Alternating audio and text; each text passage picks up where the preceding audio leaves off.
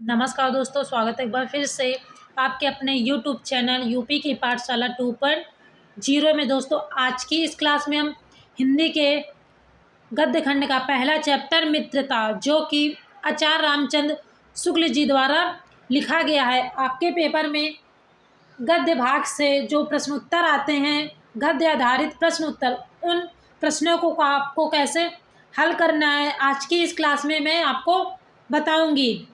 तो चलिए बिना किसी देरी के वीडियो स्टार्ट करते हैं। तो आज का हमारा टॉपिक है गद्यांश आधारित प्रश्न उत्तर।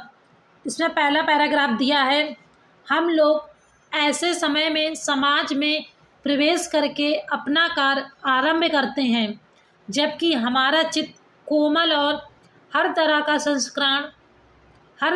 संस्कार ग्रहण करने योग्य रहता है। हमारे भाव अपरिमार्जित और हमारी प्रवृत्ति अपरिपक्व रहती है। हम लोग कच्ची मिट्टी की मूर्ति के समान रहते हैं, जिसे जो चाहे जिस रूप का चाहे उस रूप का करे, चाहे राक्षस बनावे चाहे देवता। ऐसे लोगों का साथ करना हमारे लिए बुरा है जो हमसे अधिक दृढ़ संकल्प के हैं, क्योंकि हमें उनकी हर एक बात बिना विरोध के मान लेनी पड़ती है। पर ऐसे लोगों का साथ करना और बुरा है जो हमारी ही बात को ऊपर रखते हैं, क्योंकि ऐसी दशा में ना तो हमारे ऊपर कोई दबाव रहता है और ना हमारे लिए कोई सहारा रहता है। अगर आप इसका अर्थ भी जानना चाहते हैं तो इस चैप्टर का पूरा सार मैंने पढ़ा दिया है। अगर आपने उस वीडियो को अभी तक नहीं देखा है तो उस वीडियो का लिंक मैं आपको डिस्क्रिप्शन बॉक्स में प्रोवाइड कर दूंगी। आप वहां से विजिट करके इस चैप्टर के पूरे सार को पढ़ सकते हैं। तो आज की इस क्लास में जो इस चैप्टर से आधारित प्रश्न उत्तर आपके पेपर में पूछे जाएंगे, केवल हम उन्हीं प्रश्न उत्तर की बात करेंगे। तो जो पहला पैराग्राफ था, इस पैराग्राफ से रिलेटेड आपसे कौन कौन से प्रश्न पूछे जा सकते हैं अब वो देखते हैं। इसमें आपको जो डिफिकल्ट वर्ड मिले थे, जैसे अपरिमार्जित, जिसका अर्थ है बिना शुद्ध की हुई, और दूसरा शब्द है प्रवृत्ति। प्रवृत्ति का अर्थ है मन का झुकाव। अपरिपक्व का अर्थ है अविकसित या जो परिपक्व नहीं हुई है। अब हम देखते हैं इस पैराग्राफ पर आधारित कौन कौन से प्रश्न पूछे जा सकते हैं। इसमें पहला नंबर क्वेश्चन है, प्रस्तुत गद्यांश का संदर्भ लिखिए अथवा गद्यांश के पाठ और लेखक का नाम लिखिए। तो पहला क्वेश्चन इसमें क्या पूछा गया है, प्रस्तुत गद्यांश का संदर्भ लिखिए। तो इसका उत्तर क्या होगा, इसका उत्तर होगा प्रस्तुत गद्यावतरण आचार्य रामचंद्र शुक्ल द्वारा लिखित एवं हमारी पाठ्य पुस्तक हिंदी के गद्य खंड में संकलित मित्रता नामक निबंध से अवतरित है। तो जैसे मैं पहला क्वेश्चन पूछा था, प्रस्तुत गद्यांश का संदर्भ लिखिए, तो आप इस प्रकार से इसका उत्तर दे सकते हैं। कैसे, प्रस्तुत गद्यावतरण आचार्य रामचंद्र शुक्ल द्वारा लिखित एवं हमारी पाठ्य पुस्तक हिंदी के गद्य खंड में संकलित मित्रता नामक निबंध से अवतरित है। इसी में दूसरा क्वेश्चन पूछा गया था, अथवा में गद्यांश के पाठ और लेखक का नाम लिखिए। तो अथवा में पाठ का नाम मित्रता, लेखक का नाम आचार्य रामचंद्र शुक्ल। पाठ का नाम क्या है, मित्रता, और लेखक का नाम आचार्य रामचंद्र शुक्ल। तो इस प्रकार आप जो क्वेश्चन नंबर आ दिया गया था, इसका उत्तर इस प्रकार से दे सकते हैं। इससे में दूसरा क्वेश्चन क्या पूछा जा सकता है, रेखांकित अंशों की व्याख्या कीजिए। क्या कीजिए, क्वेश्चन नंबर बाद जो पूछा गया है, रेखांकित अंशों की व्याख्या कीजिए। तो इसका उत्तर आप कैसे लिखेंगे, तो आप पहले हेडिंग लिखेंगे प्रथम रेखांकित अंश की व्याख्या। क्या लिखेंगे, प्रथम रेखांकित अंश की व्याख्या। कैसे लिखेंगे, लेखक का कथन है कि जब हम अपने घर से बाहर निकलकर समाज में कार्य आरंभ करते हैं तब हम प्रायः अपरिपक्व ही होते हैं। लेखक का कथन क्या है? लेखक का कथन है कि जब हम अपने घर से बाहर निकलकर समाज में कार्य आरंभ करते हैं तब हम प्रायः अपरिपक्व ही होते हैं। उस समय हमारा मन कोमल होता है। जब हम जिस किसी स्वभाव के लोगों के संपर्क में आते हैं उनका हमारे चित्त पर अवश्य प्रभाव पड़ता है, क्योंकि हमें उस समय अच्छे बुरे का विवेक नहीं होता है, हमारे विचार अच्छी तरह शुद्ध नहीं होते हैं और हमारा स्वभाव पूरी तरह विकसित भी नहीं होता है। तो इस प्रकार जो पैराग्राफ दिया गया था, प्रथम रेखांकित अंश की व्याख्या, इस प्रकार आप इसका उत्तर दे सकते हैं। कैसे दे सकते हैं? लेखक का कथन है कि जब हम अपने घर से बाहर निकलकर समाज में कार्य आरंभ करते हैं तब हम प्रायः अपरिपक्व ही होते हैं। उस समय हमारा मन कोमल होता है।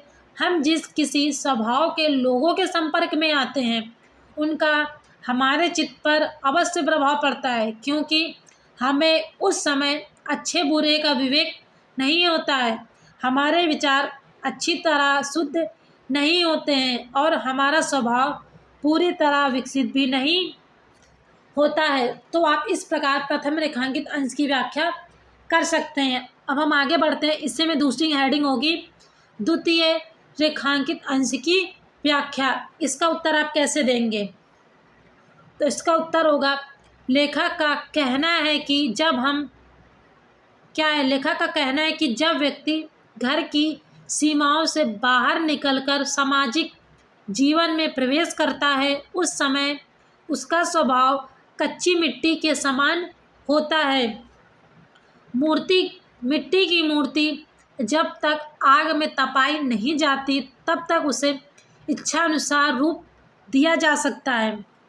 इसी प्रकार जब तक हमारे स्वभाव और विचारों में दृढ़ता नहीं होगी तब तक हमारे आचरण को मन चाहे रूप में ढाला जा सकता है। उस समय हमारे ऊपर मित्रों का आचरण का गहरा प्रभाव पड़ता है। यदि उस समय हम पर अच्छी बातों का प्रभाव पड़ गया तो हम देवता के समान सामान्य बन सकते हैं और बुरी बातों का प्रभाव पड़ गया तो हमारा आचरण राक्षसों के समान घृणित और नीच भी हो सकता है। तो दूसरी हेडिंग क्या थी? रेखांकित अंश की व्याख्या। इसमें लेखक क्या कहना चाहता है? इसमें लेखक कहना चाहता है कि जब तक व्यक्ति घर की सीमाओं से बाहर निकलकर सामाजिक जीवन में प्रवेश नहीं करता है उस समय उसका स्वभाव कच्ची मिट्टी के समान होता है। कैसा? उस समय उसका स्वभाव कच्ची मिट्टी के समान होता है। मिट्टी की मूर्ति को जब तक आग में तपाया नहीं जाता तब तक उसे इच्छानुसार रूप नहीं दिया जा सकता है। उसी प्रकार जब तक हमारे स्वभाव और विचारों में दृढ़ता नहीं होगी तब तक हम आचरण को मन चाहे रूप में डाला जा सकता है। क्या कर सकता है? तब तक हमारे आचरण को मन चाहे रूप में ढाला जा सकता है। उस समय हमारे ऊपर मित्रों के आचरण का ऐसा प्रभाव पड़ता है कि कैसा प्रभाव पड़ता है? ऐसा प्रभाव पड़ता है। यदि हमारे मित्रों का अच्छी बातों का प्रभाव हम पर पड़ता है तो उस समय हम देवता के समान बन जाते हैं, और यदि बुरी बातों का, कैसी बातों का? और यदि बुरी बातों का प्रभाव पड़ता है तो उस समय हमारा आचरण राक्षसों के समान घृणित और नीच भी हो सकता है। तो आप इस प्रकार द्वितीय रेखांकित अंश की व्याख्या भी कर सकते हैं। आगे बढ़ते हैं। तीसरी हेडिंग होगी तृतीय रेखांकित अंश की व्याख्या। इसका आंसर आपको कैसे देना है? लेखक का मत है कि हमें ऐसे लोगों की संगति नहीं करनी चाहिए जिनकी इच्छा शक्ति हमसे अधिक सबल और संकल्प हमसे अधिक दृढ़ हो। इसका कारण यह है कि वे अपनी बात जो चाहे अच्छी हो या बुरी हमसे बिना विरोध के मनवा लेंगे। परिणाम स्वरूप हम निर्बल होते चले जाएंगे। हमें निर्बल संकल्प शक्ति के लोगों का साथ करना इन दृढ़ संकल्प शक्ति वाले लोगों से भी अधिक बुरा है, जो हमारी ही बात को सर्वोपरि रखते हैं। ऐसी स्थिति में उचित प्रतिरोध और सहयोग के अभाव में हमारी ही प्रवृत्ति बिगड़ सकती है। तात्पर्य यह है कि हाँ में हाँ मिलाने वाले तथा अच्छी बुरी दोनों बातों का समर्थन करने वाले व्यक्ति सच्चे मित्र नहीं हो सकते हैं। जो तीसरी हेडिंग थी, तृतीय रेखांकित अंश की व्याख्या, इसमें लेखक क्या कहना चाहता है? इसमें लेखक का मत है कि हमें ऐसे लोगों की संगति नहीं करनी चाहिए जिनकी इच्छा शक्ति हमसे अधिक सबल और दृढ़ संकल्प की हो। इसका कारण यह है कि वे अपनी बात जो चाहे अच्छी हो या बुरी हमसे बिना विरोध के मनवा लेंगे। इससे क्या होगा? इससे हम अधिक निर्बल होते चले जाएंगे। हमें निर्बल संकल्प शक्ति वाले लोगों का साथ इन दृढ़ संकल्प शक्ति वाले लोगों से भी करना अधिक बुरा है, क्योंकि वो हमारी ही बात को सर्वोपरि यानी सबसे ऊपर ही रखेंगे, चाहे वो बात उचित हो या अनुचित। उस समय जो हमारी प्रवृत्ति है बिगड़ सकती है। तात्पर्य यह है कि हाँ में हाँ मिलाने वाले तथा अच्छी बुरी दोनों बातों का समर्थन करने वाले जो व्यक्ति होते हैं वो सच्चे मित्र नहीं हो सकते हैं। यदि हम बुरी बात भी कर रहे हैं तो भी वह उस समय क्या करेंगे? तो भी वो उस समय हमारी हर बात में हाँ मिलाएंगे। क्या करेंगे? हाँ में हाँ मिलाएंगे और हमें ये नहीं बताएंगे कि जो तुम बोल रहे वो बात गलत है। तो ऐसे व्यक्तियों का साथ करना और भी बुरा हो सकता है।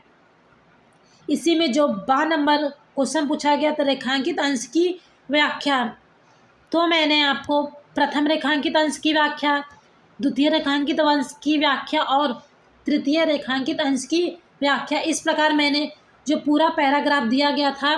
हम लोग ऐसे समाज में डैश करके कोई सहारा रहता है, इस प्रकार मैंने 3 पैराग्राफ में आपको इस पैराग्राफ का अर्थ बता दिया है। अगर आपसे पेपर में इसी पैराग्राफ में 20 से भी इसका रेखांकित अंश की व्याख्या पूछ ली जाती है तो भी आप इसका उत्तर दे सकते हैं।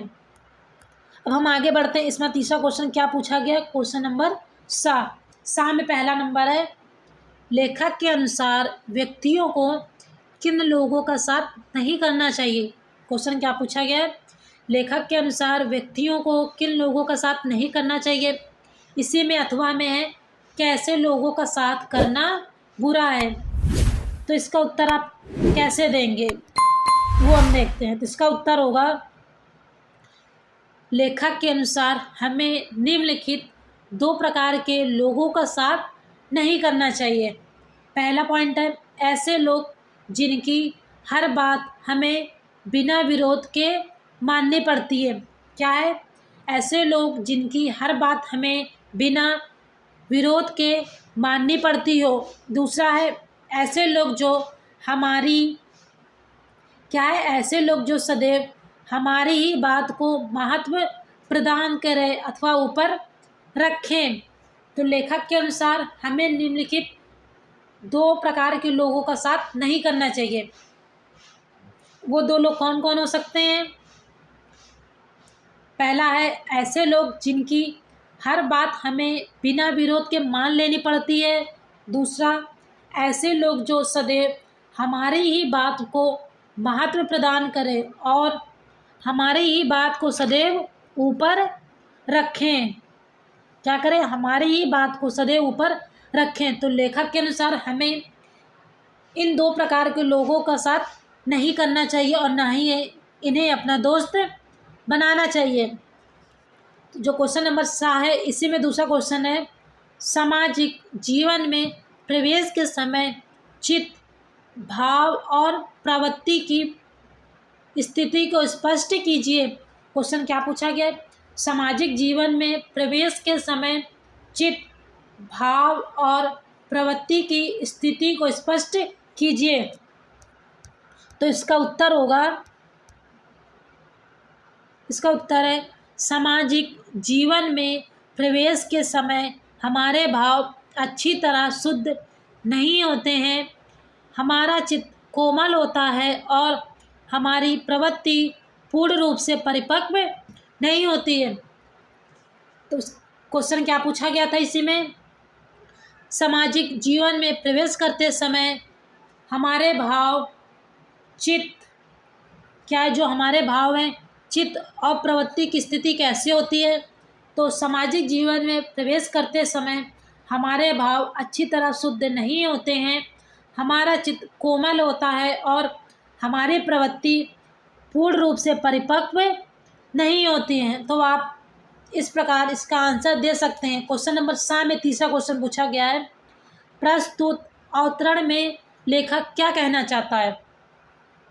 जो ऊपर ये पैराग्राफ दिया गया है, इस पैराग्राफ या अवतरण में लेखक क्या कहना चाहता है, ये क्वेश्चन नंबर 7 में तीसरा क्वेश्चन पूछा गया। प्रस्तुत अवतरण में लेखक क्या कहना चाहता है।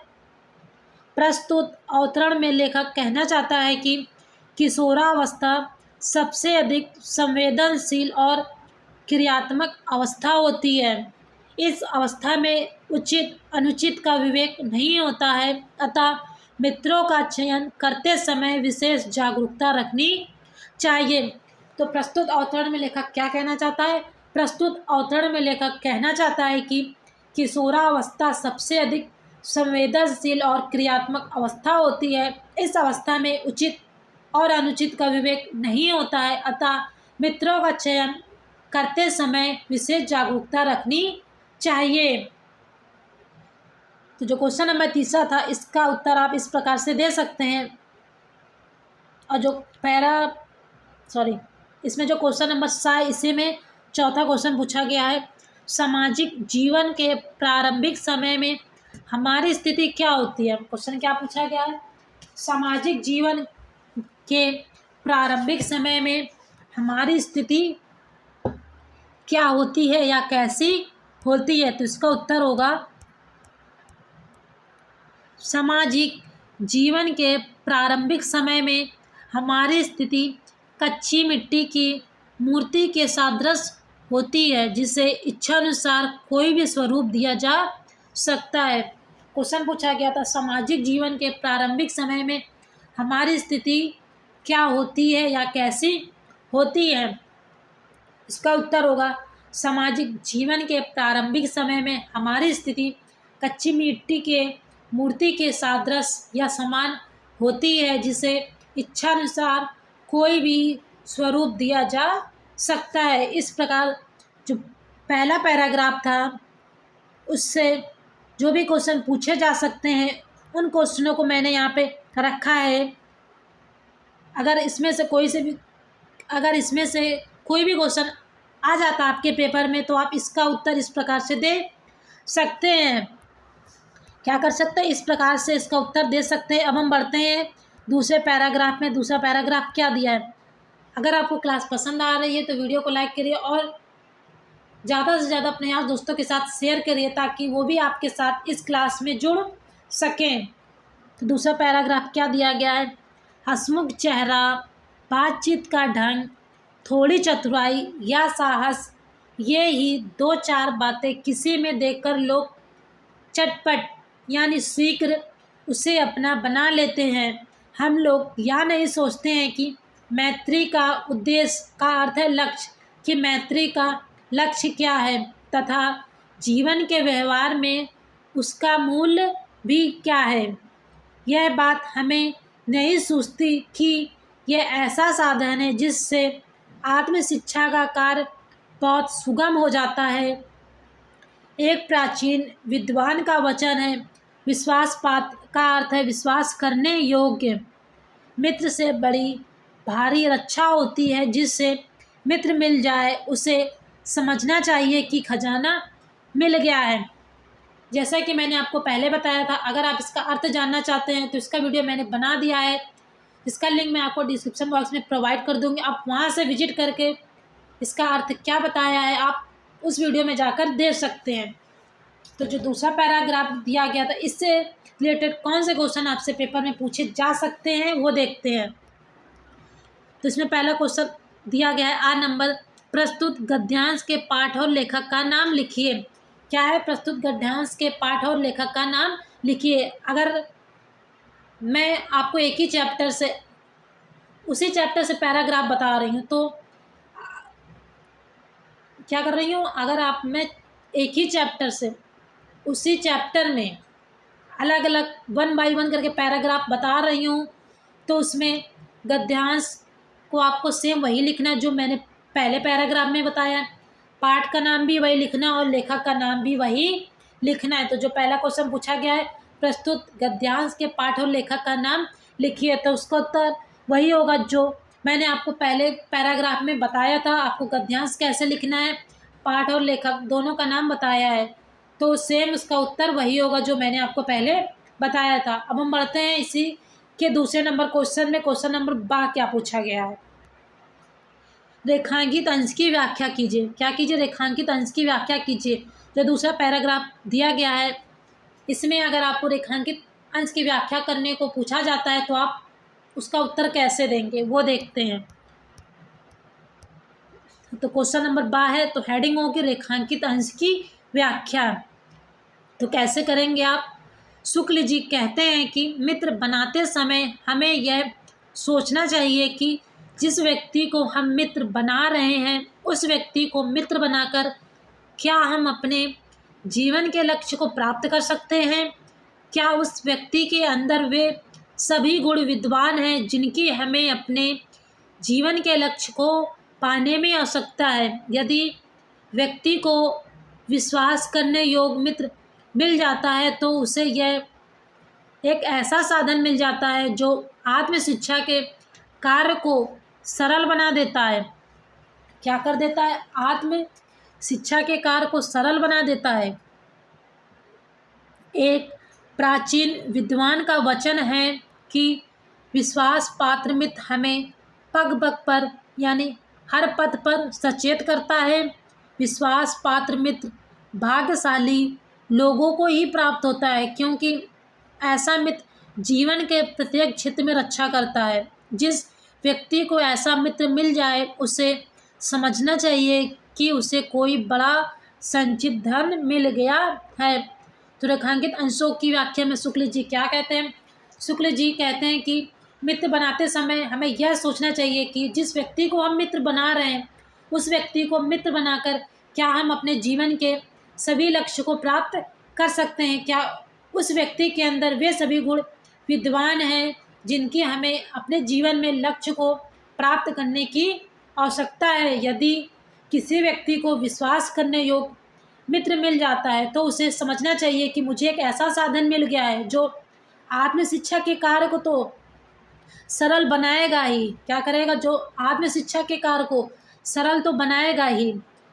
इसी प्रकार एक प्राचीन विद्वान है, उनका वचन है या उन्होंने कहा है कि यदि किसी व्यक्ति को विश्वास पात्र, क्या कहा है, यदि किसी व्यक्ति को विश्वास पात्र मित्र मिल जाता है तो वे बड़े ही भाग्यशाली होते हैं क्योंकि जो विश्वास पात्र मित्र होता है हमें पग पग भर सचेत करता है। ऐसा मित्र जीवन के प्रत्येक क्षेत्र में रक्षा करता है। तो ऐसे व्यक्ति को समझना चाहिए ऐसे व्यक्ति को समझना चाहिए अगर मुझे विश्वास पात्र मित्र मिला है, क्या मिला है, यदि मुझे विश्वास पात्र मित्र मिला है तो मुझे बहुत ही बड़ा संचित धन मिल गया है। तो इस प्रकार आप जो रेखांकित अंशों की व्याख्या है, इस प्रकार आप रेखांकित अंशों की व्याख्या कर सकते हैं। इससे में जो क्वेश्चन नंबर 7 पूछा गया था, 7 का पहला क्वेश्चन है, प्रस्तुत अवतरण में लेखक क्या कहना चाहता है।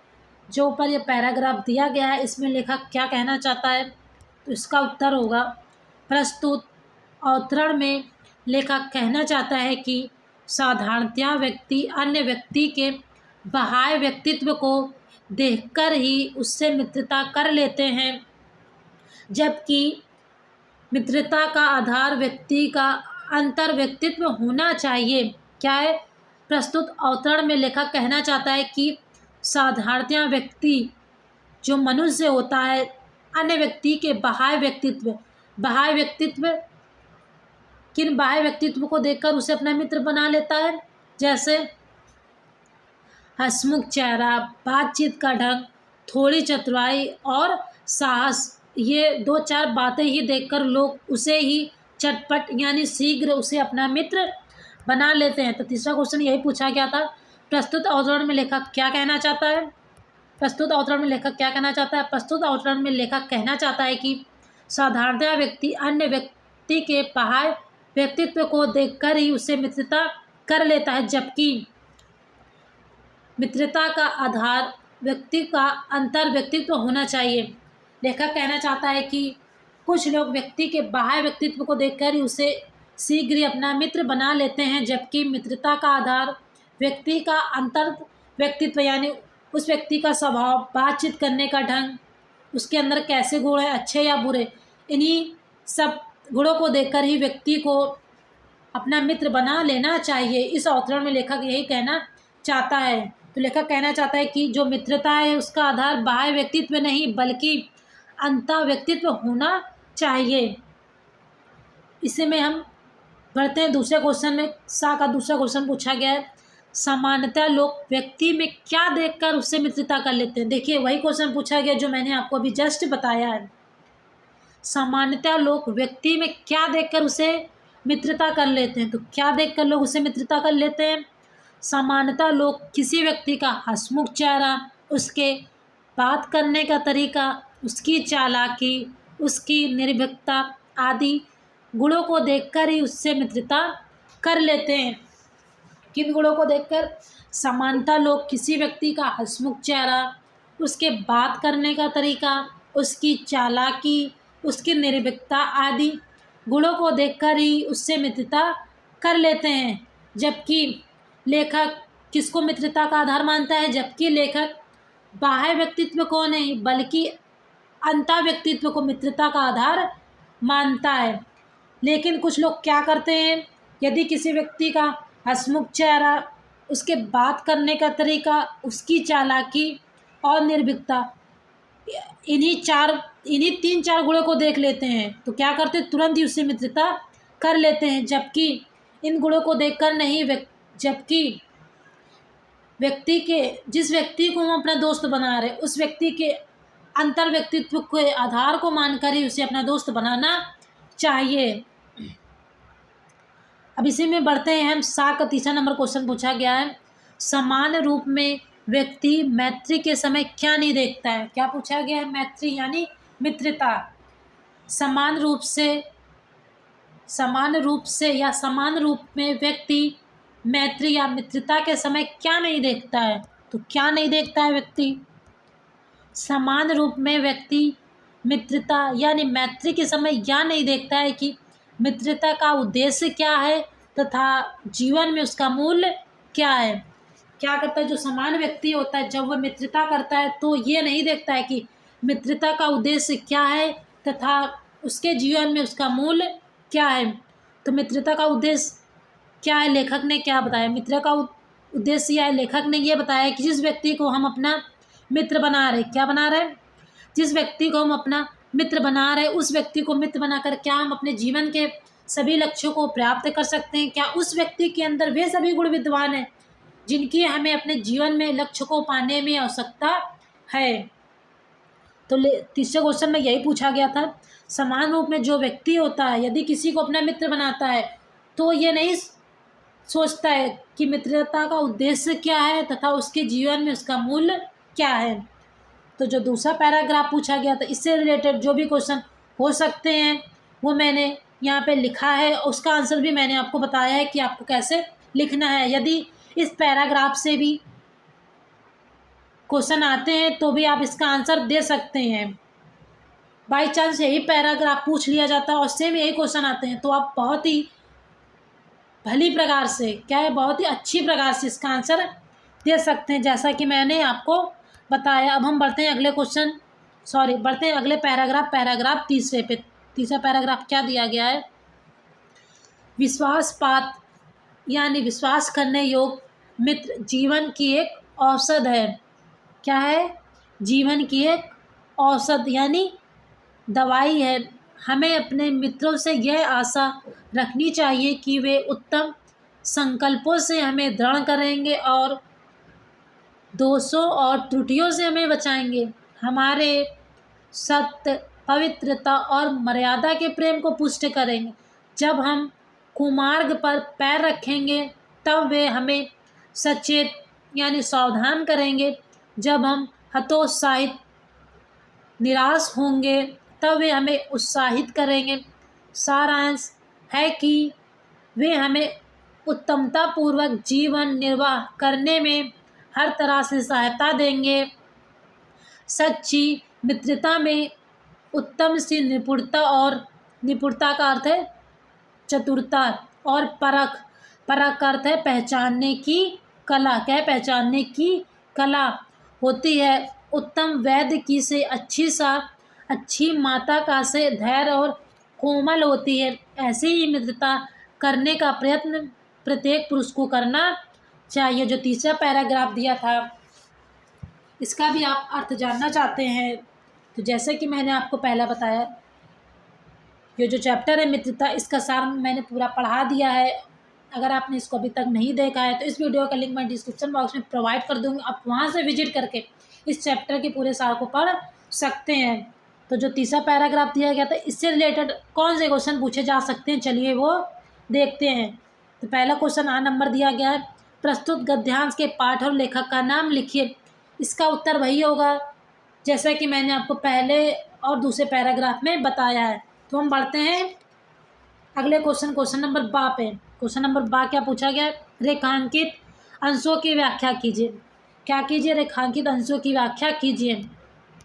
तो आप रेखांकित अंशों की व्याख्या कैसे करेंगे, चलिए ये देखते हैं। तो इसमें हेडिंग होगी रेखांकित अंश की व्याख्या। क्या होगी? प्रथम रेखांकित अंश की व्याख्या।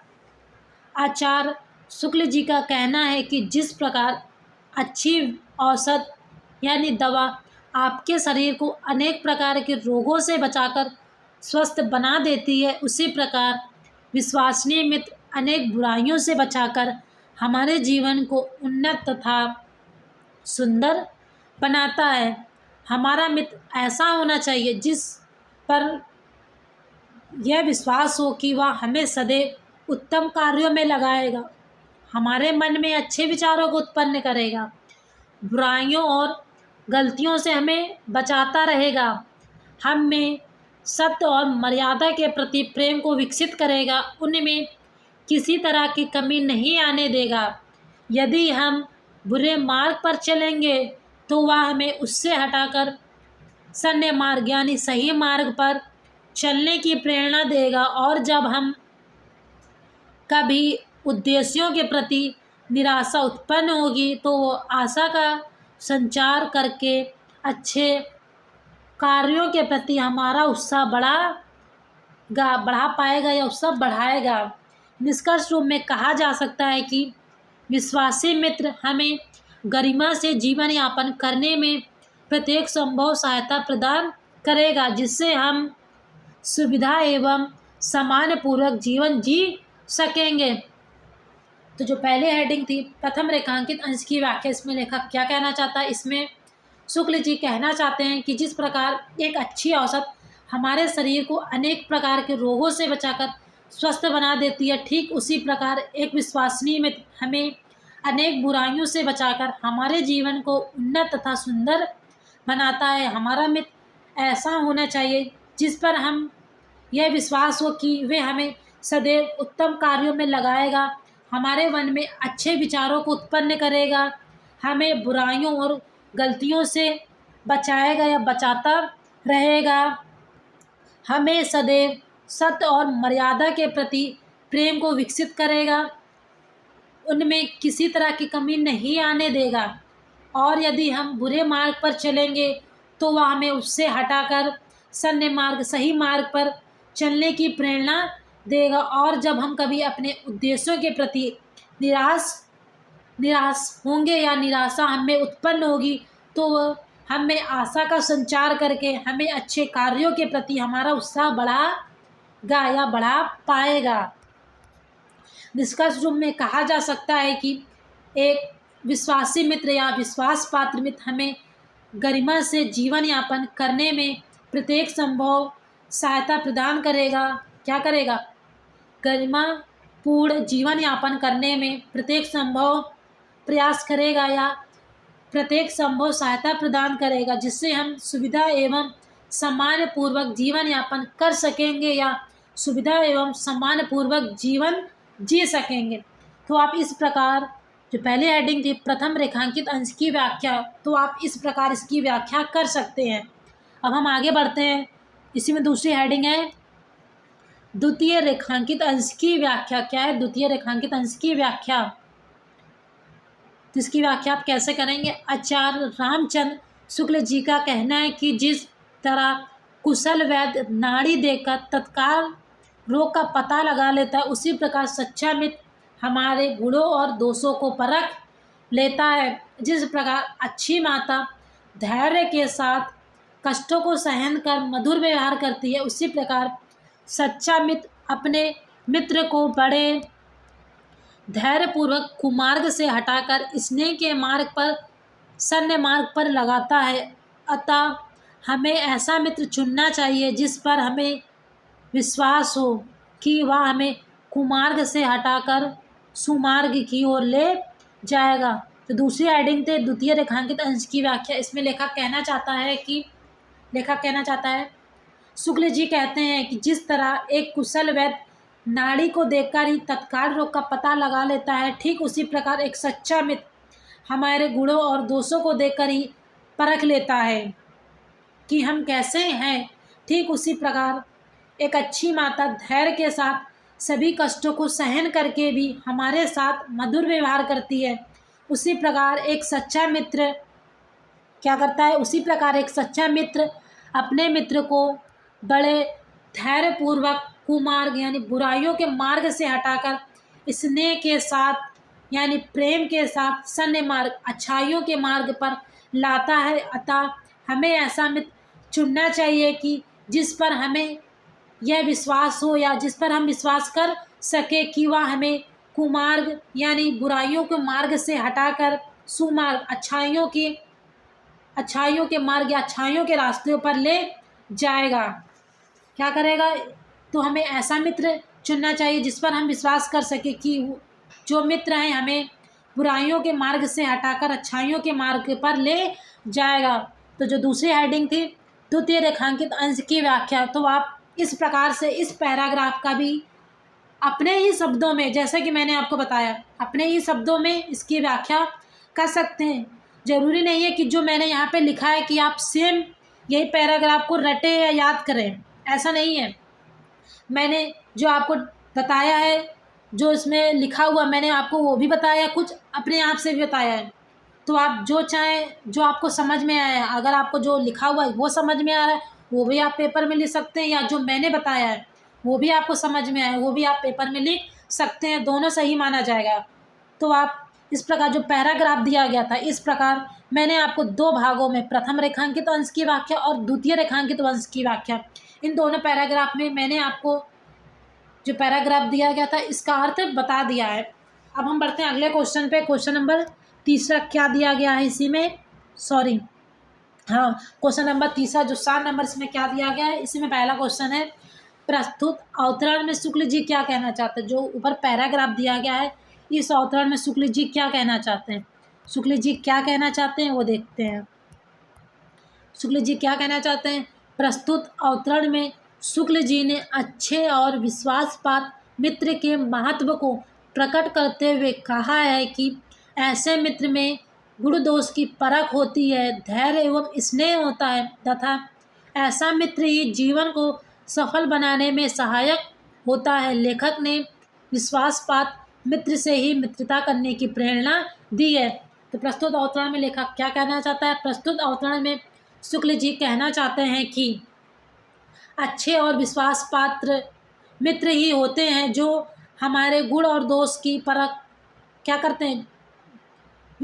प्रस्तुत अवतरण में लेखक कहना चाहता है कि अच्छे और विश्वासपात्र मित्र ही होते हैं जो हमारे गुण और दोष को परख लेते हैं और बड़े ही धैर्य और स्नेह के साथ हमारे जीवन को सफल बनाने में सहायक होते हैं। तो लेखक ने बताया है कि विश्वासपात्र मित्र से ही हमें क्या करनी चाहिए, मित्रता करनी चाहिए। तो लेखक प्रस्तुत अवतरण में कहना चाहता है, प्रस्तुत अवतरण में शुक्ल जी ने अच्छे और विश्वासपात्र मित्र के महत्व को प्रकट करते हुए कहा है कि ऐसे मित्र में गुण दोष की परख होती है, धैर्य एवं स्नेह होता है तथा ऐसा मित्र ही जीवन को सफल बनाने में सहायक होता है।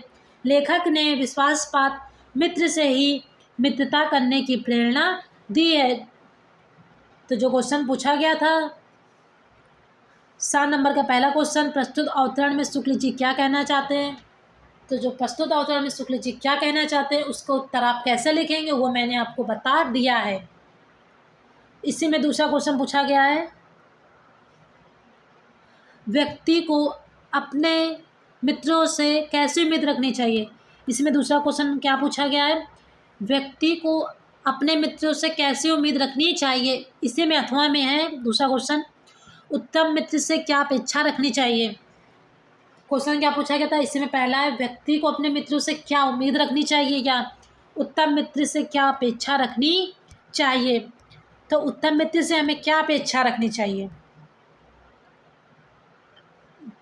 इसका आंसर होगा व्यक्ति को अपने मित्रों से यह उम्मीद रखनी चाहिए कि वे हमें उत्तम कार्यों की ओर प्रवृत्त यानी अग्रसर करेंगे, मन में अच्छे विचारों को उत्पन्न करेंगे, बुराइयों और गलतियों से उन्हें बचाएंगे, सत्य, पवित्रता और मर्यादा के प्रति प्रेम को विकसित करेंगे, सन्य मार्ग पर चलने की प्रेरणा देंगे तथा निरुत्साहित यानी निराश होने पर उत्साहित करेंगे। तो व्यक्ति को अपने मित्र से क्या उम्मीद रखनी चाहिए, तो व्यक्ति को अपने मित्र से यह उम्मीद रखनी चाहिए कि वे हमें उत्तम कार्यों की ओर प्रवृत्त करेंगे, हमारे मन में अच्छे विचारों को उत्पन्न करेंगे, बुराइयों और गलतियों से उन्हें बचाएंगे, सत्य, पवित्रता और मर्यादा के प्रति हमारे अंदर प्रेम के भाव को विकसित करेंगे और सन्य मार्ग पर चलने की प्रेरणा देंगे तथा निरुत्साहित यानी निराश होने पर हमें उत्साहित करेंगे। तो क्या करना चाहिए, जो क्वेश्चन पूछा गया था उत्तम व्यक्ति से हमें क्या अपेक्षा रखनी चाहिए, तो ठीक जो मैंने आपको आंसर बताया, तो हमें उत्तम व्यक्ति से ऐसी उपेक्षा या अच्छे मित्र से हमें ऐसी उपेक्षा रखनी चाहिए। इसी में तीसरा क्वेश्चन दिया गया है, लेखक ने सच्ची मित्रता के लिए कौन सी उपमाएं दी हैं। क्या है, लेखक ने सच्ची मित्रता के लिए कौन सी उपमाएं दी हैं या लेखक ने सच्चे मित्र की तुलना किससे की है। क्वेश्चन नंबर तीसरे में क्या पूछा गया है, लेखक ने सच्ची मित्रता के लिए कौन सी उपमाएं दी हैं या लेखक ने सच्चे मित्र की तुलना किससे की है। तो जो लेखक है उसने सच्चे मित्र की तुलना किससे की है, तो इसका आंसर होगा लेखक ने सच्चे मित्र की निम्नलिखित 3 उपमाएं या तुलनाएं दी हैं। क्या है, लेखक ने सच्चे मित्र की निम्नलिखित 3 उपमाएं या तुलना दी हैं। किससे दी हैं, पहला पॉइंट है जीवन के लिए एक औसत के समान होती है। क्या होती है, जीवन के लिए एक औसत के समान होती है। ठीक उसी प्रकार जैसे एक उत्तम वैद्य नाड़ी को देखकर ही तत्काल रोग का पता लगा लेता, ठीक उसी प्रकार एक सच्चा मित्र थी क्या होता है, ठीक उसी प्रकार एक सच्चा मित्र ही तत्काल हमारे अंदर गुण दोष को देखकर ही तुरंत पता लगा लेता है कि हम कैसे व्यक्ति हैं। इसी में दूसरा है निपुणता यानी चतुराई और परख में उत्तम वैद्य के समान होती है। कैसी होती है, निपुणता और परख में उत्तम वैद्य के समान होती है। तीसरा स्नेह और धैर्य में माता के समान होती है। कैसा होता है, स्नेह और धैर्य में माता के समान होती है। तो जो तीसरा नंबर क्वेश्चन पूछा गया था, लेखक ने सच्चे मित्र की तुलना या उपमाएं किससे की है। क्या है, क्वेश्चन पूछा गया था लेखक ने सच्चे मित्र की तुलना किससे की है या सच्चे मित्र की कौन सी उपमाएं दी हैं। तो कौन सी उपमाएं दी हैं, लेखक ने सच्चे मित्र की निम्नलिखित 3 उपमाएं या तुलना दी है। पहला है जीवन के लिए एक औसत के समान होती है। दूसरा निपुणता और परख में उत्तम वैद्य के समान होती है। तीसरा स्नेह और धैर्य में माता के समान होती है। तो इसी प्रकार लेखक ने इस सच्चे मित्र की तुलना की है या इनकी उपमाएं दी हैं। तो जब तीसरा क्वेश्चन पूछा गया था लेखक ने सच्चे मित्र की तुलना किससे की है, तो आप इसका उत्तर इस प्रकार से लिख सकते हैं। इसी में अगला क्वेश्चन है क्वेश्चन नंबर 4, एक सच्चा मित्र किसे कह सकते हैं या मित्रता पाठ के आधार पर विश्वासपात मित्र की विशेषताओं का उल्लेख कीजिए। क्वेश्चन नंबर 4 क्या पूछा गया है? एक सच्चा मित्र किसे कहते हैं, या मित्रता पाठ के आधार पर विश्वासपात मित्र की विशेषताओं को लिखिए। तो आप इसका उत्तर कैसे देंगे वो देखते हैं। तो इसका उत्तर होगा, हम ऐसे मित्र को सच्चा मित्र कह सकते हैं जो हमें उत्तम संकल्पों में दृढ़ करेगा, बुराइयों और त्रुटियों से हमें बचाएगा, हमें सत्य, पवित्रता और मर्यादा रूपी मानवीय मूल्यों को पुष्ट करेगा, बुरे मार्ग पर चलने से हमें रोकेगा और सदैव उत्साहित करेगा। क्या क्वेश्चन नंबर 4 क्या पूछा गया था? कि हम किसे अपना सच्चा मित्र कह सकते हैं।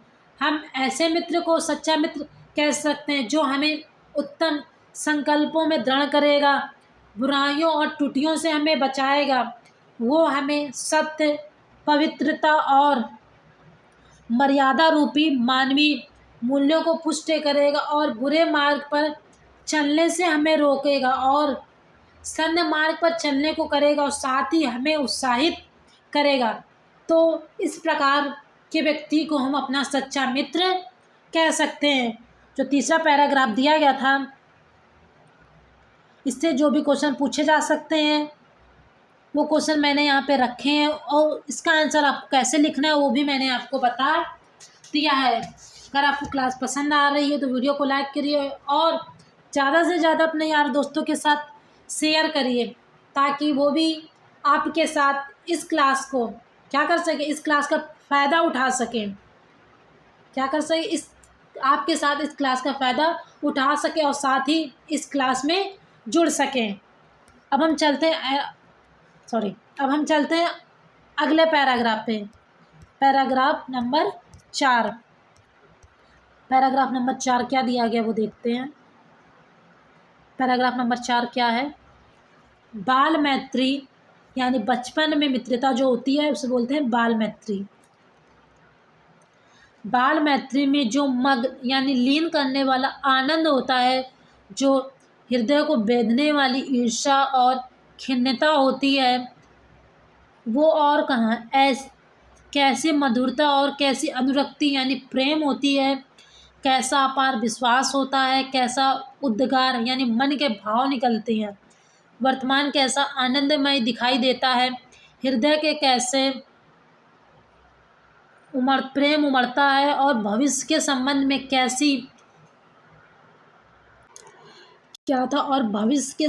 कैसी लुभाने वाली कल्पनाएं मन में रहती हैं, कितनी जल्दी बातें लगती हैं और कितनी जल्दी मानना मनाना होता है। सहपाठी की मित्रता, इस युक्ति में हृदय के कितने भारी उथल पुथल का भाव भरा हुआ है। जो चौथा पैराग्राफ है, इससे रिलेटेड कौन कौन से क्वेश्चन आपके पेपर में आ सकते हैं वो देखते हैं। जिसमें में पहला क्वेश्चन दिया गया है, प्रस्तुत गद्यांश के पाठक और लेखक का नाम लिखिए। क्या पूछा गया? प्रस्तुत गद्यांश के पाठ और लेखक का नाम लिखिए। तो इसका उत्तर आप वही दे सकते हैं, सेम वही उत्तर होगा जो मैंने आपको पहला, दूसरा और तीसरा पैराग्राफ में बताया है। अगर हम एक ही चैप्टर के पैराग्राफ को पढ़ रहे हैं तो उसमें गद्यांश, पाठ और लेखक का नाम सेम वही आपको लिखना है, किसी और दूसरे चैप्टर का नहीं, सेम उसी चैप्टर का लिखना है। यदि हम एक ही चैप्टर के पैराग्राफ को 1 बाय 1 करके पढ़ रहे हैं तो। अब हम चलते हैं दूसरे क्वेश्चन पे। दूसरा क्वेश्चन क्या दिया गया? 12 नंबर, रेखांकित अंश की व्याख्या कीजिए। क्या कीजिए? रेखांकित अंश की व्याख्या कीजिए। जो ऊपर पैराग्राफ दिया गया है उसके रेखांकित अंश की व्याख्या कैसे करनी है वो देखते हैं। तो हेडिंग होगी रेखांकित अंश की व्याख्या। कैसे करेंगे वो देखते हैं। लेखक का कथन है कि बाल मैत्री जहाँ असीम आनंद को प्रदान करने वाली होती है, वहीं ईर्ष्या और खिन्नता का भाव भी उसमें शीघ्र ही आ जाता है। बालक का स्वभाव ऐसा होता है, यदि कोई उसके मन की बात कह दे तो वह उससे अपार स्नेह करता है, और यदि कोई उसके मन के प्रतिकूल आचरण कर दे तो उसका मन छोटी छोटी बातों को लेकर खिन्न हो जाता है, लेकिन खिन्नता क्षणिक होती है। बालकों की मित्रता में जैसे मधुरता एवं प्रेम होता है, उसका उदाहरण अन्यत्र नहीं मिलता है। बच्चों में एक दूसरे के प्रति जो विश्वास देखने को मिलता है, वह भी परमानंद यानी परम आनंद प्रदान करने वाला होता है। अपने भविष्य के लिए उनके मन में जो अनेकानेक कल्पनाएं होती हैं, उसके कारण उन्हें वर्तमान आनंदमय दिखाई पड़ता है। जो हेडिंग थी रेखांकित अंश की व्याख्या, इसमें लेखक क्या कहना चाहता है? इसमें लेखक कहना चाहता है कि बाल मैत्री यानी जो बचपन में मित्रता होती है, उस समय क्या होता है, बचपन में लेखक का कथन है कि बाल मैत्री जहाँ असीम यानी बहुत ही आनंद प्रदान करने वाली होती है, वहीं ईर्ष्या और खिन्नता का भाव भी उसमें शीघ्र आ जाता है, क्योंकि बालक का स्वभाव ऐसा होता है, यदि कोई उसके मन की बात कह दे तो क्या कह दे, यदि कोई उसके मन की बात भी कह दे तो वह उससे अपार यानी बहुत अधिक स्नेह प्रेम करने लगता है। और यदि कोई उसके मन के प्रति आचरण कर दे या कोई ऐसी बात बोल दे तो उसका मन छोटी छोटी बातों को लेकर खिन्न हो जाता है। क्या हो जाता है? खिन्न यानी ईर्ष्या करने लगता है उस व्यक्ति से, छोटी छोटी बातों को लेकर खिन्न हो जाता है। लेकिन ये खिन्नता क्षणिक होती, क्या होती? क्षणिक यानी क्षण भर थोड़ी देर के लिए होती, लेकिन यह खिन्नता क्षणिक यानी थोड़ी क्षणिक, कुछ पल कह सकते हैं या कुछ देर के लिए या कुछ क्षण के लिए हो सकती है। बालकों की मित्रता में जैसी मधुरता एवं प्रेम होता है, उसका उदाहरण अन्यत्र नहीं मिलता है।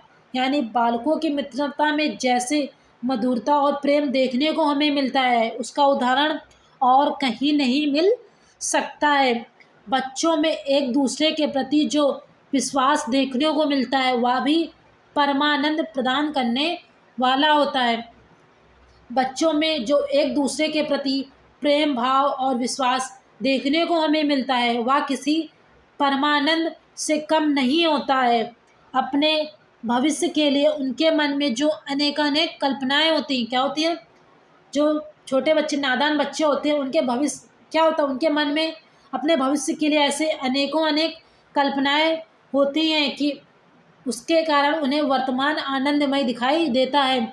जिसके कारण क्या होता है, जिसके कारण उन्हें जो उनका वर्तमान होता है आनंदमय दिखाई देता है, क्योंकि उस समय जो उनकी बचपन की अवस्था होती है, उनका मन चित और कोमल होता है, उनमें समझने और विचारने की क्षमता नहीं होती है कि उस समय जिस वातावरण में वो रह रहे हैं, इस समय जो उनकी स्थिति कैसी है, अच्छी है या बुरी है। तो लेखक ने यही बताया है कि वे अपने भविष्य के लिए अपने मन में अनेकों अनेक कल्पनाएं करने लगते हैं, जिसके कारण जो उन्हें वर्तमान होता है आनंदमय दिखाई देता है। तो जो रेखांकित अंश की व्याख्या है, जो मैंने लिखा है, वो भी आप कर सकते हैं, या जो मैंने अपने बताया है वो भी आप कर सकते हैं, या जितना मैंने बताया है आपको समझ में आया उससे आप अपनी भाषा में भी लिख सकते हैं। इसी में अगला क्वेश्चन नंबर 7 का पहला है, प्रस्तुत पंक्तियों में लेखक क्या कहना चाहता है? जो ऊपर या सी में सेम जो क्वेश्चन हम लोग ऊपर पढ़ते हैं, प्रस्तुत पंक्तियों यहाँ लिखे, वहाँ पर क्या लिखता है? प्रस्तुत अवतरण में, प्रस्तुत पंक्तियों या प्रस्तुत अवतरण में लेखक क्या कहना चाहता है? तो जो ऊपर अवतरण दिया गया उसमें लेखक क्या कहना चाहता है? प्रस्तुत पंक्तियों में लेखक ने बाल मैत्री एवं बाल स्वभाव पर प्रकाश डालते हुए इस पर आधारित मित्रता का अत्यधिक स्वाभाविक चित्रण किया है तथा यह स्पष्ट किया है कि बचपन आनंददायक होता है। प्रस्तुत पंक्तियों में लेखक ने क्या किया है? प्रस्तुत पंक्तियों में लेखक ने बाल मैत्री एवं बाल स्वभाव पर प्रकाश डालते हुए इस पर आधारित मित्रता का अत्यधिक स्वाभाविक चित्रण किया है तथा यह स्पष्ट किया है कि बचपन आनंददायक होता है। क्या जो बचपन होता है वो आनंददायक होता है। इसी में सा का दूसरा नंबर क्वेश्चन है, बचपन की मित्रता कैसी होती है, इसमें बातों की क्या भूमिका होती है? क्वेश्चन क्या है? जो बचपन की मित्रता है वो कैसी होती है और इसमें बातों की क्या भूमिका होती है? तो इसका उत्तर होगा बचपन की मित्रता बड़ी विचित्र होती है। कैसी होती है? बचपन की मित्रता बड़ी विचित्र होती है। इसमें मन को आह्लादित करने वाला आनंद होता है। क्या होता है? इसमें मन को आह्लादित यानी मन को परमानंद, क्या बोल सकते हैं, परमानंद यानी आनंद करने वाला, अलोहलित, क्या होता है? अलोहलित आनंद होता है। ईर्ष्या और खिन्नता का भाव होता है। मधुर एवं प्रेम होता है। एक दूसरे के प्रति विश्वास होता है तथा भविष्य के प्रति मन में अनेकानेक कल्पनाएं होती हैं। बचपन में बातें बहुत जल्दी लगती हैं। बालक तनिक सी बात पर यानी छोटी सी बात पर रुष्ट यानी रूठ जाते हैं और थोड़ी ही देर में मान भी जाते हैं। यह रूठना और मान जाना अत्यधिक शीघ्र यानी जल्दी होता है। तो जो बचपन क्वेश्चन था, बचपन की मित्रता कैसी होती है, इसमें बातों की क्या भूमिका होती है? जो बचपन की मित्रता होती है बड़ी ही विचित्र होती है। इसमें मन को आह्लादित करने वाला आनंद या प्रेम होता है। ईर्ष्या और खिन्नता का भाव होता है। मधुर एवं प्रेम होता है। एक दूसरे के प्रति जो विश्वास और प्रेम होता है तथा भविष्य के प्रति मन में अनेकानेक कल्पनाएं होती हैं। बचपन में बातें बहुत जल्दी लगती हैं और बालक तनिक सी बात पर रुष्ट हो जाते हैं यानी रूठ जाते हैं और थोड़ी ही देर में मान भी जाते हैं। यह रूठना और मान जाना क्या होता है? यह रूठना और मान जाना अत्यधिक शीघ्र यानी जल्दी होता है। इसीलिए जो बचपन की मित्रता होती बड़ी ही विचित्र होती है। तो जो क्वेश्चन नंबर दूसरा दिया गया था, बचपन की मित्रता कैसे होती है, इनकी बातों की क्या भूमिका होती है? तो बचपन की मित्रता कैसी होती? बड़ी ही विचित्र होती है। और इनमें बातों की क्या भूमिका होती है? इनमें बातों की क्या भूमिका होती है? बातों की क्या भूमिका, बातों की भूमिका क्या होती है? इसमें जो बच्चे होते हैं उनमें भविष्य के प्रति अपने मन में अनेकानेक कल्पनाएं करने लगते हैं और बच्चों के मन में बातें बहुत जल्दी लगती हैं क्योंकि वे छोटी सी बात पर ही रुष्ट हो जाते हैं और थोड़ी ही देर में तुरंत मान जाते हैं और यह मानना मनाना अति शीघ्र होता रहता है। इसीलिए जो बचपन की मित्रता है बड़ी ही विचित्र होती है। अब हम बढ़ते हैं क्वेश्चन नंबर तीसरे पे। क्वेश्चन नंबर सा का तीसरा दिया गया है, सहपाठी की मित्रता से क्या आशय है? सहपाठी की मित्रता से क्या आशय है? तो इसका उत्तर होगा सहपाठी की मित्रता से आशय है कि सहपाठी की मित्रता एक निश्चल, निष्पक्ष तथा चंचलता पूर्वक उद्यमता से युक्त प्रेम पूर्वक संबंध है। जो सहपाठी की मित्रता होती है निश्चल यानी किसी के साथ भेदभाव ना करने वाला, निष्पक्ष जो उसके विचार होते हैं साफ सुथरे यानी शुद्ध, चंचलता पूर्वक सभी के साथ प्रेम पूर्वक व्यवहार करने वाला, उद्यमता अच्छाइयों और बुराइयों के मार्ग पर न चलने वाला, से प्रेम युक्त संबंध होता है। जो सहपाठी की मित्रता होती है कैसी होती है? जो सहपाठी की मित्रता होती है प्रेम और स्नेह से भरा हुआ, शुद्ध और अच्छे विचारों से। जो सहपाठी की मित्रता होती कैसी होती है? निश्चल, निष्पक्ष तथा चंचलता पूर्वक उद्यमता और प्रेम युक्त का जो संबंध होता है यह सहपाठी की मित्रता होती है। संबंध को प्रकट करती है। यह युक्ति बहुत ही सामान्य से प्रतीत होती है किंतु इस युक्ति के हृदय में हलचल मचा देने वाली अनेक भाव निहित होते हैं। जो सहपाठी की मित्रता कैसी होती है? सहपाठी की मित्रता एक निश्चल, निष्पट तथा चंचलता पूर्वक उद्यमता से युक्त प्रेम पूर्वक संबंध को प्रकट करती है। यह युक्ति बहुत ही सामान्य सी जो यह युक्ति देखने में बहुत ही सामान्य सी लगती है किंतु जब यह युक्ति हृदय में हलचल मचा देती है, क्या करती? जब यह युक्ति हृदय में हलचल मचा देती है तो अनेक भाव इससे विकसित होते हैं या हमारे हृदय में अनेक भाव उत्पन्न या निहित होते हैं। तो जो कौन सा पैराग्राफ? चौथा नंबर पैराग्राफ दिया गया था। इससे रिलेटेड जो भी क्वेश्चन आपके पेपर में आ सकते हैं उन क्वेश्चनों को मैंने यहाँ पे रखा है और उसका आंसर आपको कैसे लिखना है वो भी मैंने आपको बता दिया है। अब हम बढ़ते हैं अगले पैराग्राफ नंबर 5 में। पैराग्राफ नंबर 5 क्या दिया गया है? सहपाठी की मित्रता इस युक्ति के हृदय में कितने भारी उथल पुथल का भाव भरा हुआ है, किंतु जिस प्रकार युवा पुरुष की मित्रता स्कूल के बालक की मित्रता से दृढ़, शांत और गंभीर होती है, उसी प्रकार हमारी युवा अवस्था में मित्र बाल अवस्था के मित्रों से कई बातों से भिन्न होते हैं। हाँ, क्योंकि जब हम स्कूल में होते हैं उस समय जो हमारे दोस्त होते हैं उनमें जो दृढ़ और शांत और गंभीरता होती है, वैसी गंभीरता जब हम युवा अवस्था में अपने मित्र को बनाते हैं तो उनमें, तो जो बाल अवस्था में हमने मित्र बनाए उनकी बातों और जब हम युवा अवस्था में आते उनमें मित्र बनाते तो उनकी बातों में बहुत ही भिन्नता या डिफरेंस होता है।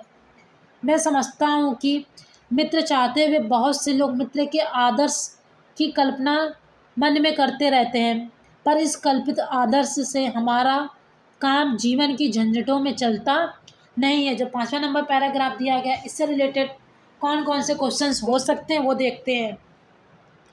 तो जो पहला क्वेश्चन है, प्रस्तुत गद्यांश के पाठ और लेखक का नाम लिखिए। सेम आपको वही लिखना है जो मैंने पहला बताया है। हम बढ़ते दूसरे क्वेश्चन पे। क्वेश्चन नंबर 12, रेखांकित अंश की व्याख्या कीजिए। जो ऊपर पैराग्राफ दिया गया है,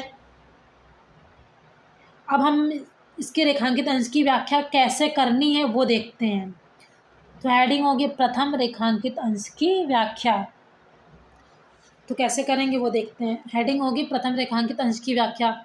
आचार्य शुक्ल जी का कथन है कि बचपन में, क्या है, बचपन में जब बच्चे एक साथ विद्यालयों में पढ़ते हैं और आपस में मित्र बनते हैं तब की मित्रता में, और जब वे युवावस्था में पहुंचते हैं तब उनकी मित्रता का स्वरूप बदल जाता है। अब उनकी मित्रता में अधिक दृढ़ता, शांति और गंभीरता होती है। बात मानने की स्थिति नहीं रह जाती है। बात पर रूठने व मनाने युवावस्था में उम्र के अनुसार जो अनुभव एवं चिंतन की प्रवृत्ति विकसित होती है उससे व्यक्तित्व के साथ मैत्री भाव में भी दृढ़ता आ जाती है। जो प्रथम रेखांकित अंश की व्याख्या उसमें लेखक कहना चाहता है कि लेखक कथन है कि जब, क्या है, लेखक कथन है कि बचपन में जब बच्चे एक साथ विद्यालयों में पढ़ते हैं तब वे आपस में मित्र बनाते हैं तब की मित्रता में, और जब वे युवावस्था में पहुंचते हैं तब की मित्रता में क्या होता है, तब की मित्रता में बहुत ही भिन्नता होती है, क्योंकि पहले की मित्रता में और अब की मित्रता में उन दोनों का स्वरूप बदल जाता है।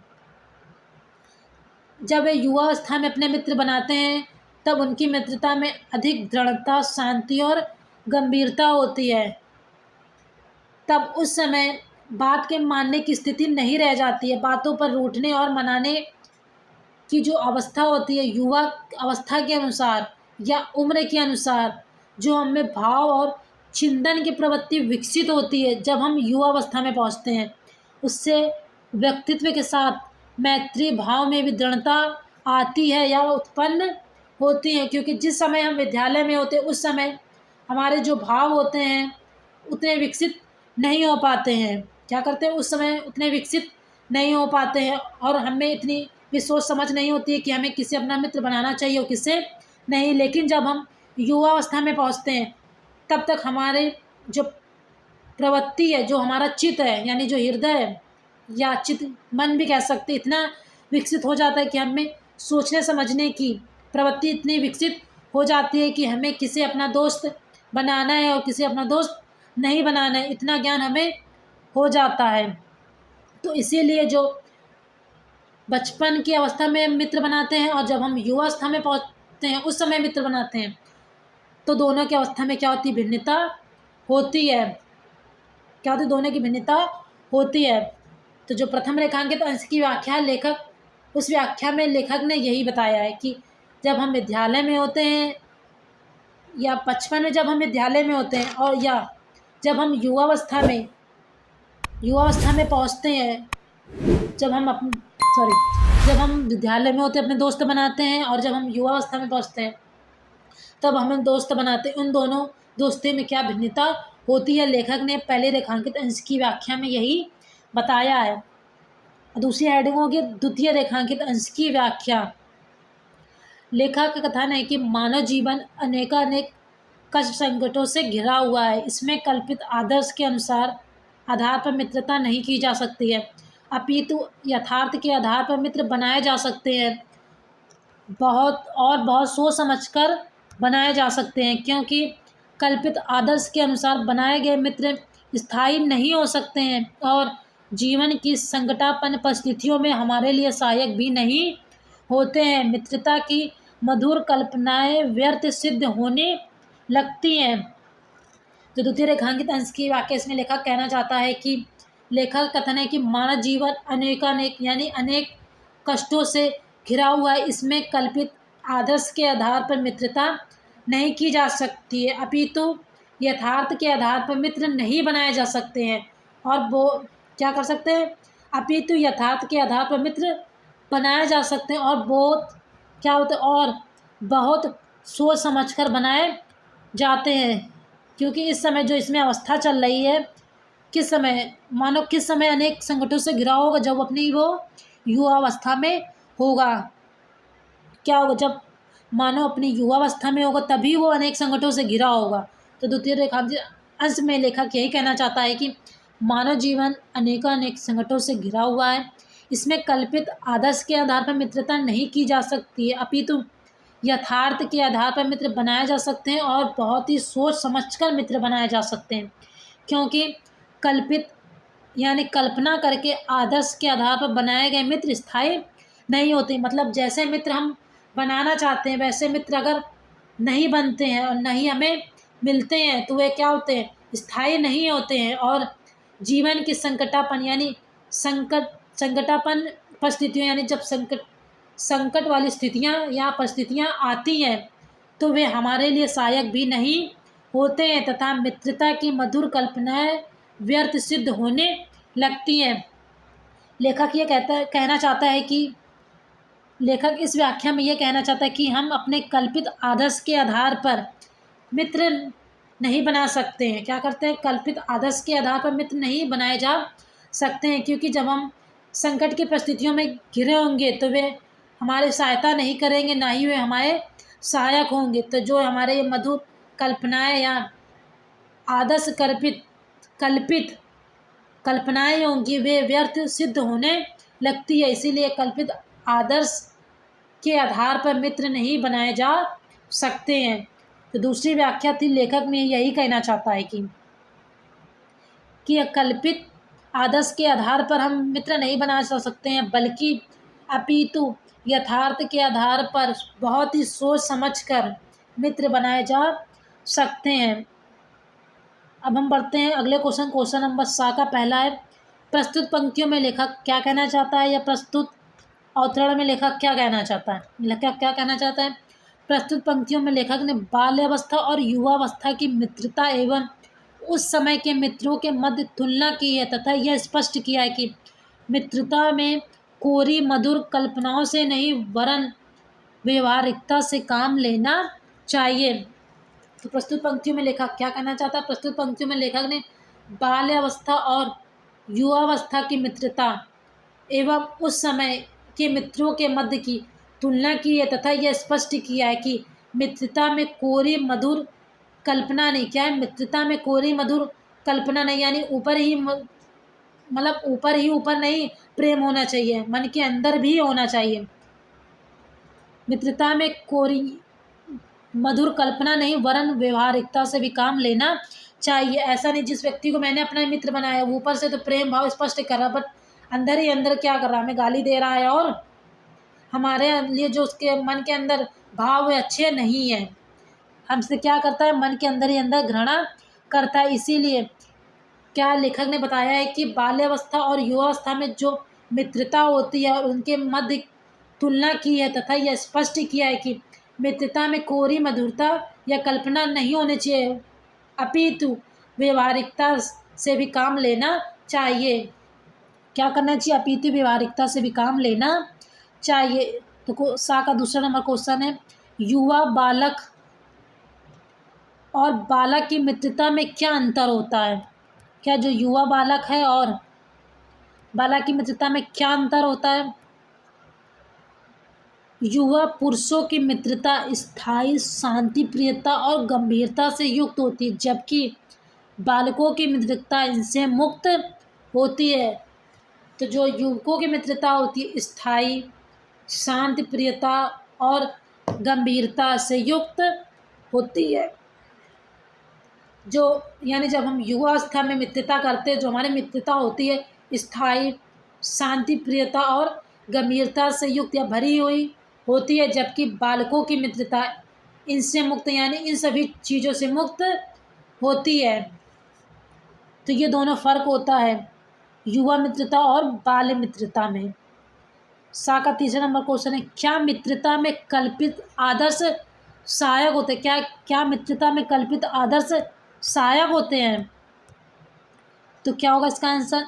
मित्रता में कल्पित आदर्श सामान्य स्थितियों परिस्थितियों में तो सहायक हो सकते हैं, लेकिन विषम परिस्थितियों में कदापि सहायक नहीं होते हैं। मतलब मित्रता में जो कल्पित आदर्श यानी जो हमने कल्पनाएं की हैं वो समान यानी जब हमारी स्थिति समान होगी, स्थिति या परिस्थितियों में तो सहायक हो सकते हैं। विषम परिस्थिति यानी जब हम संकट की स्थिति में होंगे तब ये जो मित्र हमने बना रखे हैं वो हमारा साथ कभी नहीं देंगे। तो यही लेखक ने बताया है, मित्रता में कल्पित सामान्य आदर्श स्थितियों परिस्थितियों में तो सहायक होते हैं।